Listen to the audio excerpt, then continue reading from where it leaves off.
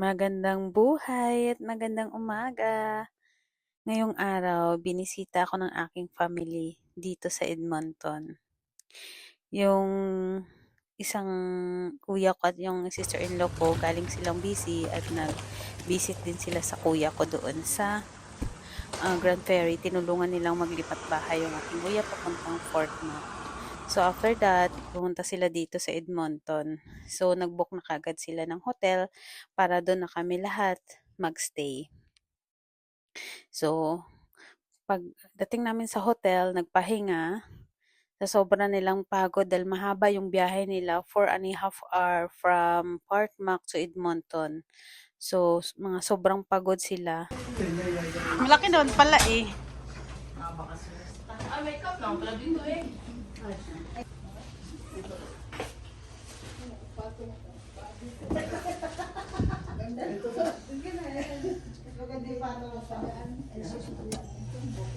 Ayun.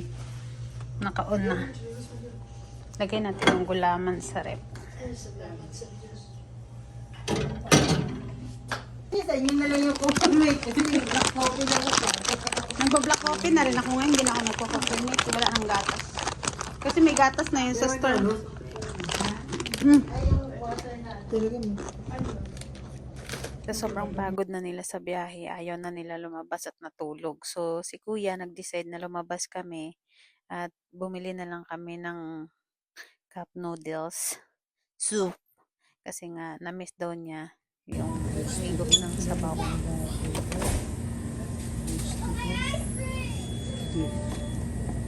Ito kasi maanghang ko ito.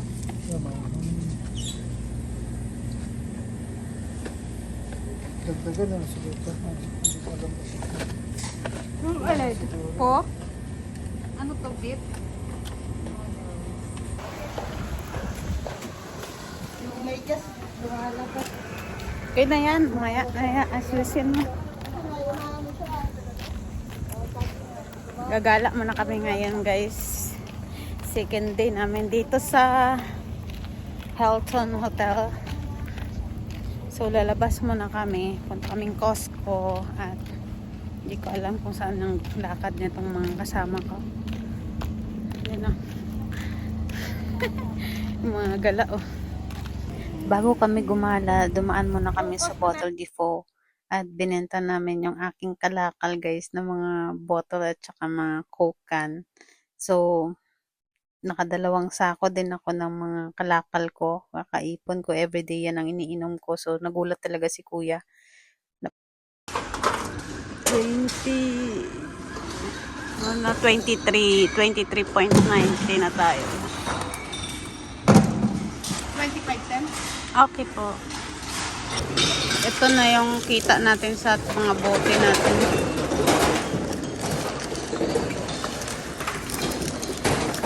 $25.10. After namin dumaan sa Bottle Depot, dumaan na rin kami sa Costco. Tulak niya ng pushcart. Balik.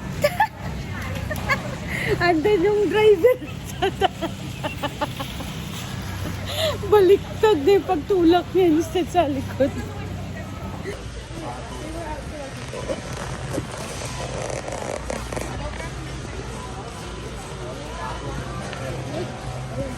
O, tara na. Oh, tawa-tawa mo, te. I got it in Dubai chocolate. Ah, Dubai chocolate? Oh my God. Remember? Uh-uh. We have Dubai chocolate. Okay na yun. Ano yung sa'yo dito? Puro prutas talaga ito. To, ako na. Ako nito lang. Kanya-kanya tayong bayad kasi wala tayong pinansin. wala yung pinanser dito.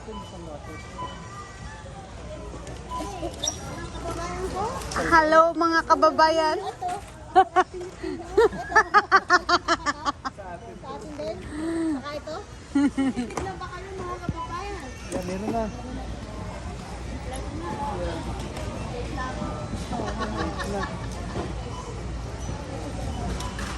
Opo. Dito siya. Ako dito. Saan dito? Sa Millwood. Saan ka doon? Sa Jackson Heights. Sasakay pa ko ng 516 papunta doon sa ano din sa B. Sa 27B. Papuntang Meadows. Milos. Malapit Yeah. yun sa amin. Sige, lagay mo na. Ganon dito ang life sa Canada, kanya-kanyang bayad. Walang libre. So, namili lang ako ng aking mga personal na kailanganin for everyday. Kasi mahirap mag-grocery na walang sasakyan. So, habang dito sila kuya, samantalahin ko munang bumili ng saka pang 1 year na talaga to guys.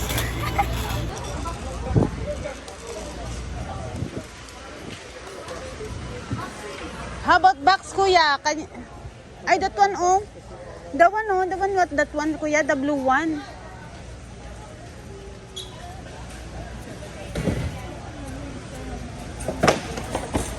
The blue one for me. Oh, sorry. Ha? Dalawa lang sa kanya hinati.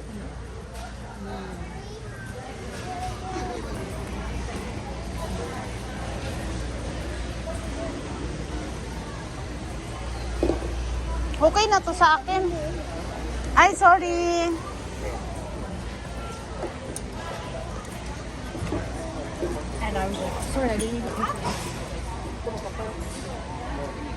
Parang sira naman yun. Ay, di ba? Ayan. O, tara. Sa'yo, te? 40. Ha, ikaw na. Kay Krisha, 40 din kay Krisha, 40.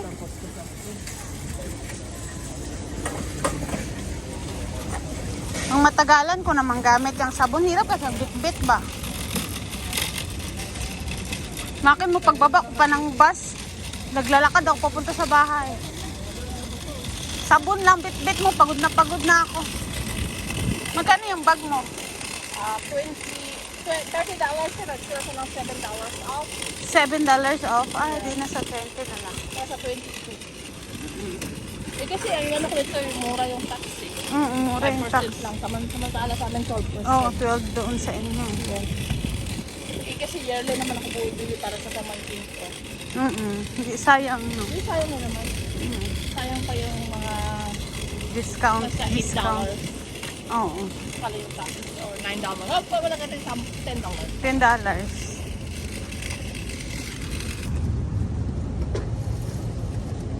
Ikaw, binayaran mo din. Kay Toto, puro prutas. Healthy. Ang kulit. Puro prutas talaga sa kanya.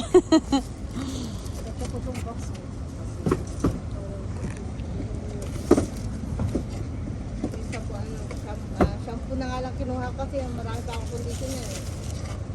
Ako rin ako kumuha ng shampoo. Maramba ako. Ito na. Tissue. So, naka-child lock ka naman ay. Okay na? Okay na. Oh, pasok na ako. Dito kami ngayon sa outlet mall. Mag-walking. Mag-check ng kung merong mga mura. Alam mo naman, hilig tayo sa mura, sale. Sobrang init ngayon dito, grabe. Sobrang init. Shh! Ano yan? Nabutangan tumawag na ako mga kuwan ba akong biyahe. At dahil minsan lang kami nagkikita ni Mami, pinag-shopping ko siya kasi nasa mood siya ngayon mag-shopping. Minsan daw may gusto siyang bilhin pero nahiya daw siya kila kuya kasi ayaw daw tanggapin nila kuya yung bayad niya.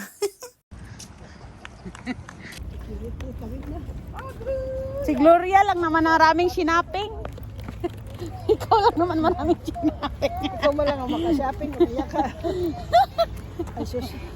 Iya, kita ka na pinumuhot kita ko nga. Hindi man natin na nagmagatunon na itong kwarta.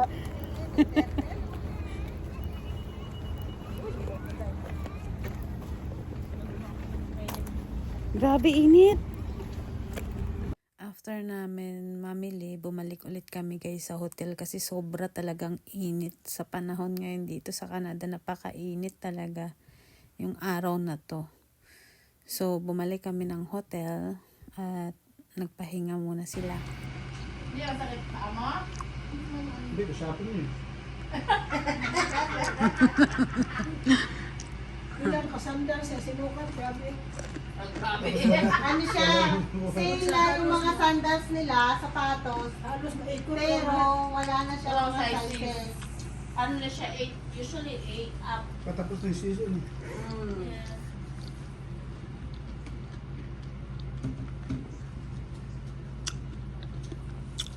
Pasipol-sipol si Gloria eh. Dami siya ngayon eh. Nakadami ako, may taga-bili pa. Nagkabili pa ng... Yeah, you have to take advantage of it. Minsan lang muna tayo magkita dito. Tama ka. Naka-aircon ba tayo? Binopen ko na. Oh, careful. Oo, ay, kagabi, nakanto din ako dito.